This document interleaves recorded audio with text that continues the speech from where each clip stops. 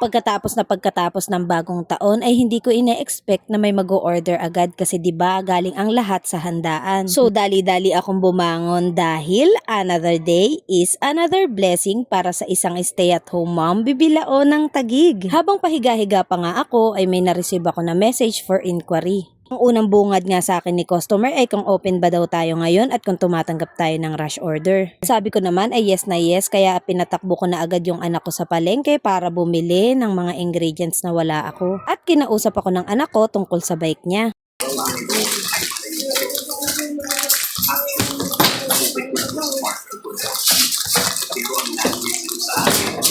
Mapahal ko na yung bike. Go. Okay.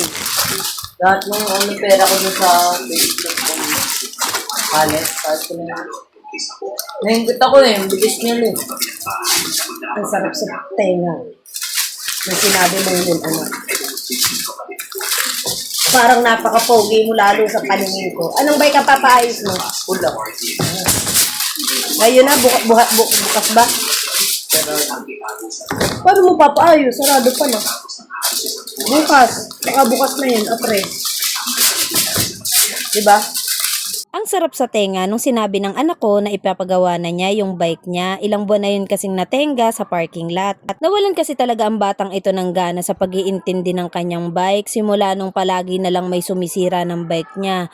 Kung hindi inaalis doon sa pinagpaparkan, binubutas naman ang gulong. Hindi namin maintindihan kung bakit ginagawa yun. Hindi ko maintindihan kung inggit lang ba o ano ang meron sa bike na yun. Regalo ko yung bike na yun sa kanya last year nung birthday niya. Kaya naman nalungkot talaga ako noong mga panahon na hindi niya pinapansin yung bike na yun. At syempre tuwang-tuwa naman ako nung sinabi niya na ipapaayos niya yung bike niya dahil nagkaroon nga siya ng pera noong nakaraang Pasko. Mga ilang araw naman niyang na-enjoy yung bike na yon hanggang isang araw paggising namin dahil nakalimutan niyang iakyat yung bike na yon ay bigla na lang itong nawala. As in, ninakaw talaga. Biruin mo, ilang buwan yung nakatenga doon nang sira pa siya at sira ang gulong na walang pumapansin. Tapos nung ipinagawa ng anak ko, ilang araw niya palang na-enjoy ayun nga, biglang ninakaw. Kita naman sa CCTV yung magnanakaw pero hindi nakita yung itsura kasi nakamask ito. At alam na alam niya kung saan mga nakatutok yung CCTV dahil talagang iniwasan niya at hindi talaga ipinakita ang kanyang muka. So yung perang pinag-ipunan at pinaghirapan ng anak ko, pati na rin yung mga pinamaskuhan niya ay napunta talaga doon sa pagpapaayos ng bike na ninakaw lang. Sana nga ay makatulong yung bike na yon doon sa taong kumuha dahil nga sabi ng anak ko, ma, ang smooth na nun i-drive. Bilang isang ina nakaka-heartbroken, diba? Pero ayun nga, sabi ko sa kanya mag-move on na lang dahil 99.9% na hindi na yun maibabalik. At mabalik tayo dito sa pa-order natin today. Kung mapapansin nyo po ay hindi ako gumagamit ng gloves.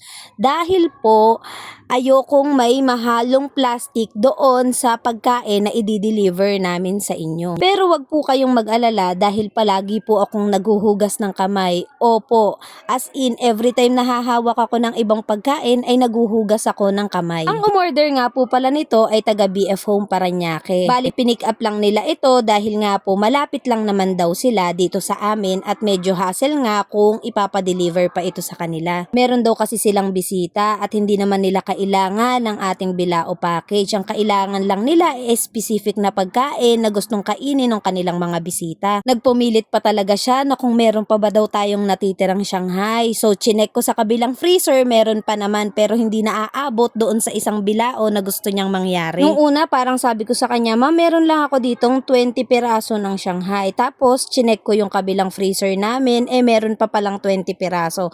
So, 40 piraso ang naibigay ko sa kanya na lumpiang Shanghai. At habang naghihintay tayo ng magpipick up nitong order nila, ay biglang bumuhos ang malakas na ulan. Kaya naman medyo na late sila ng pag-pick up ng ating mga pa-order. Pero ang mas nagulat ako, ay yung kasama nung magpipick up ay bata. Bukod sa mainit ang ating bilao, mas mukhang malaki pa sa kanya yung bilao na in-order nila. Ang sabi naman ng bata ay kaya niya itong dalahin. Ang order nga pala nila ay pansit palabok, pansit bihon at lumpiang Shanghai. Kung gusto mo ng mga ganito, order na sa The Kitchenette on the Go.